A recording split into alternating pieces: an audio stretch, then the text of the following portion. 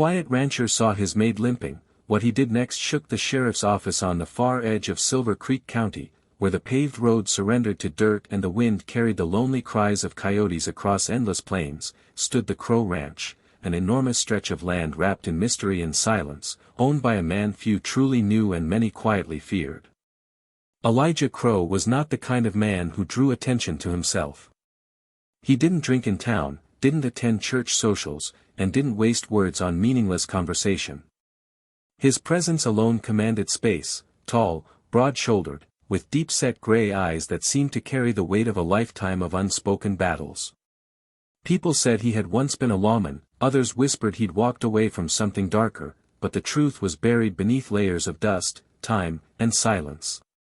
The only person who crossed his path every day was Rosa Martinez, a young woman barely 22, small in frame but strong in spirit, who worked as the ranch's maid, cook, and occasional helper around the stables. Rosa came from a struggling family in the neighboring town of El Prado, and the job at Crow Ranch was more than employment, it was survival. Elijah paid fairly, treated her with respect, and never once made her feel unsafe, which in Silver Creek was a rare blessing for a young woman working alone in a remote place. For months, their routine remained unchanged. Rosa arrived in the mornings, cleaned the ranch house, prepared Elijah's meals, and left before dusk, while Elijah went about his cattle, repairs, and long solitary rides across his land. They spoke little, but in that quiet, an unspoken trust had grown. However, on one late autumn evening, something felt wrong the moment Rosa stepped through the front door. Elijah was seated at the wooden dining table, reviewing old paperwork under the dim yellow glow of a single lamp, when he heard her footsteps, slow, uneven, hesitant.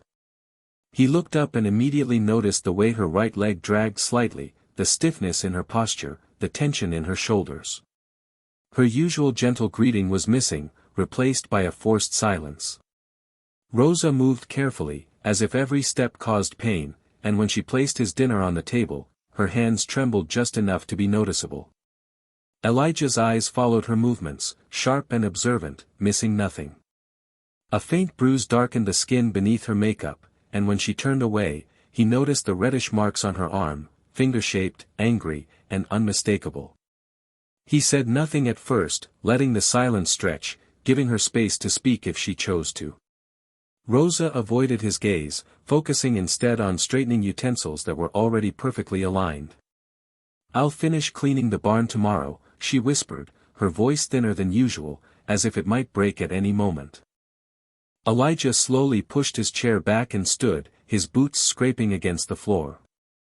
"Why are you limping?" he asked, his voice calm but firm. Rosa froze, her back stiffening like a deer caught in headlights. "It's nothing, sir," she replied quickly. "Just tripped." Elijah took a step closer, close enough to see the fear in her eyes, close enough to notice how she flinched when he moved. "You don't trip and get fingerprints on your arm," he said quietly. The room fell silent, broken only by the distant wind outside. Rosa's breath hitched, and her eyes filled with tears she had clearly been holding back for hours. "Please," she whispered, "don't ask." Elijah waited, his expression unreadable, but his posture steady and protective. "Who did it?" he asked. Rosa's shoulders began to shake. The words seemed too heavy for her to carry, but eventually, they fell from her lips like shattered glass. "The deputy," she said. "Tom Reeves." The name echoed through the room like thunder. Tom Reeves was the sheriff's favorite, charming, well-dressed, and known in town as the good cop. He attended community events, smiled for photos, and was always the first to shake hands with local business owners. No one ever questioned him. Rosa's voice cracked as she explained what had happened.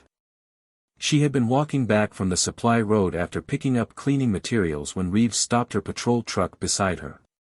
He accused her of trespassing, even though she had the receipt and work permit. When she tried to explain, he grabbed her arm, shoved her against a fence post, and twisted her wrist so hard she screamed. He told her no one would believe a maid over a badge.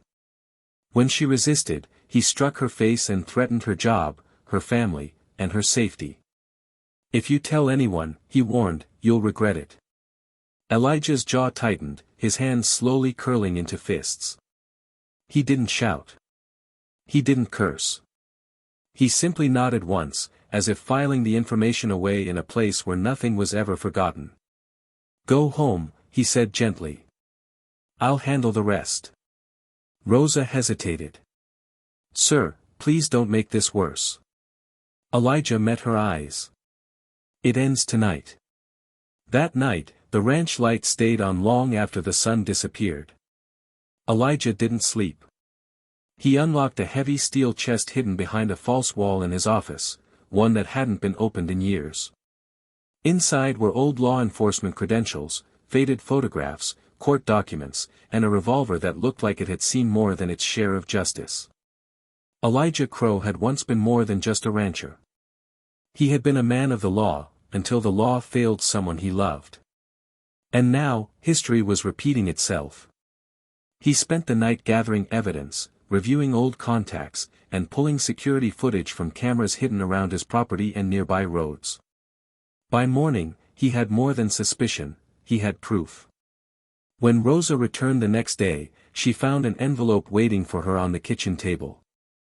Inside was a doctor's appointment receipt, a new phone, and a handwritten note that read, "You're not alone anymore." Her eyes filled with tears, not of fear this time, but of relief. That same afternoon, Elijah drove into town, parking his truck directly in front of the sheriff's office. The deputies inside watched him through the glass, whispering among themselves.